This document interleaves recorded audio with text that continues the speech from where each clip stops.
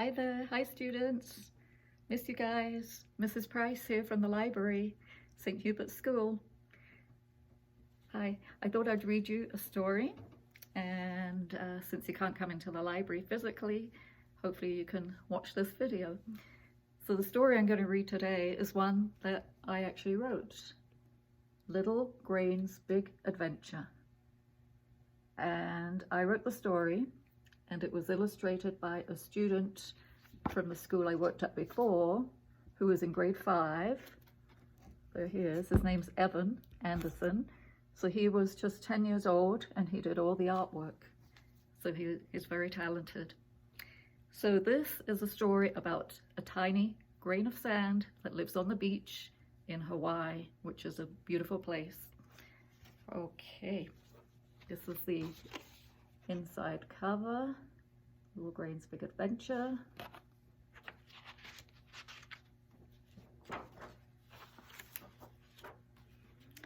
Little Grain lived with his family in Napili Bay, Maui, one of the beautiful Hawaiian islands in the Pacific Ocean. And the little grain of sand is right there on the beach, and he's saying aloha, which means hello in Hawaiian.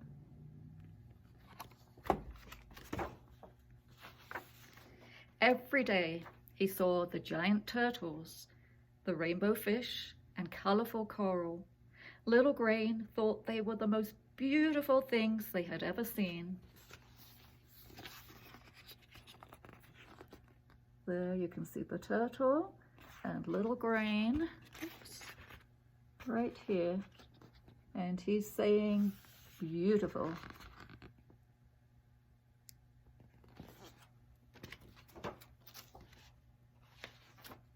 But even with millions of brothers and sisters to play with, Little Grain grew bored.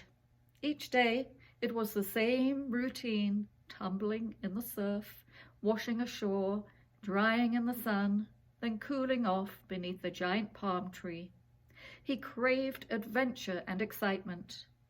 One day he said to Little Bird in the palm tree, "I wish I could see beyond Napili Bay. Could you take me with you next time you fly?" And there is Little Bird in the palm tree, and Little Grain's on the beach there, and he's saying, boring. "Yes, I'd love to," Little Bird chirped. "Let's go right now." So, holding Little Grain carefully in her beak, Little Bird took off. They soared over seas of sugarcane, coves of coconuts, and plantations of pineapples. Little Grain thought they were the most beautiful things he had ever seen. And there he is in the mouth of the bird, and he's saying, "Wow." "Wow, show me more," said Little Grain. So Little Bird carried him to the volcano, 10,000 feet above the sea. Little Grain marveled at the ruby red ridges and fiery flames as the sun set over the crusty crater. He thought it was the most beautiful thing he had ever seen. And there he is, above the volcano in the mouth of Little Bird, and now he's saying, "Marvelous." "Marvelous, show me more," said Little Grain. So Little Bird took Little Grain to nearby islands covered with papaya plantations, whooshing waterfalls, and fantastic flowers. Little Grain thought they were the most beautiful things he had ever seen. And there he is, still in the mouth of Little Bird. And now he's saying, "Fantastic." "Fantastic, show me more," said Little Grain. "I've never flown beyond the islands," said Little Bird, "but I've seen big ships sailing into the distance." "Can you take me to the big ships?" asked Little Grain. "I want to explore the whole wide world." So Little Bird dropped Little Grain off on a big cruise ship. And there he is, dropping him off on the ship. "Goodbye, Little Bird," said Little Grain. Good luck, she said. Little bird said and flew back home to her palm tree.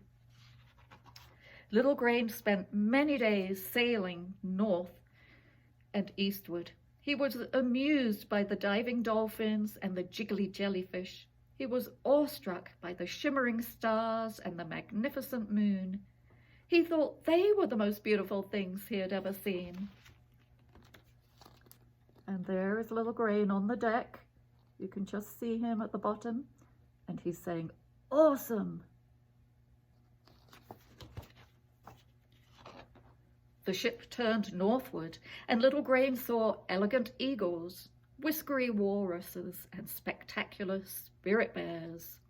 He sailed past silvery seals, gleaming glaciers, and immense icebergs. He thought they were the most beautiful things he had ever seen. And there he is on the ship, saying, "Brilliant." There's the spirit bear, golden eagles, the walrus.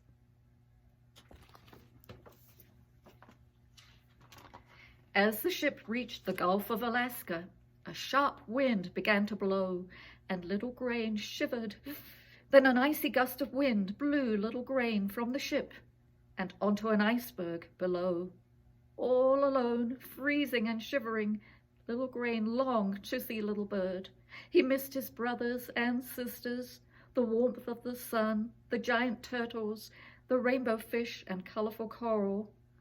"Oh, Little Bird, I wish you were here," cried Little Grain. "How will I ever get back home?"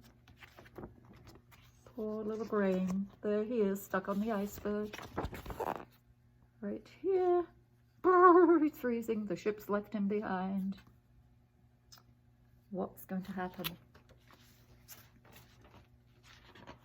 As Little Grain sobbed, some humpback whales swam past. One baby whale heard Little Grain's cry and stopped to ask him what was wrong. There's the baby humpback whale, and there is Little Grain going, "Help!" "Oh, little whale, I'm far from home. I wanted adventure and excitement, to see the world. I traveled all the way from Nepean Bay and saw the most beautiful things. But now I'm lonely and cold, and I don't know how to get back." "We're going to Hawaii for our winter vacation," said Little Whale. "I was born near Nepean Bay. I can take you back, but it won't be easy. I must hold you in my mouth for many weeks while we travel over 3,000 miles. I'll try really hard not to swallow you."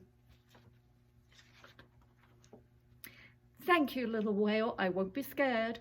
So Little Whale gently lifted Little Grain onto his tongue, and they began the long journey home. When he had to eat, Little Whale would curl his tongue around Little Grain to protect him and keep him safe.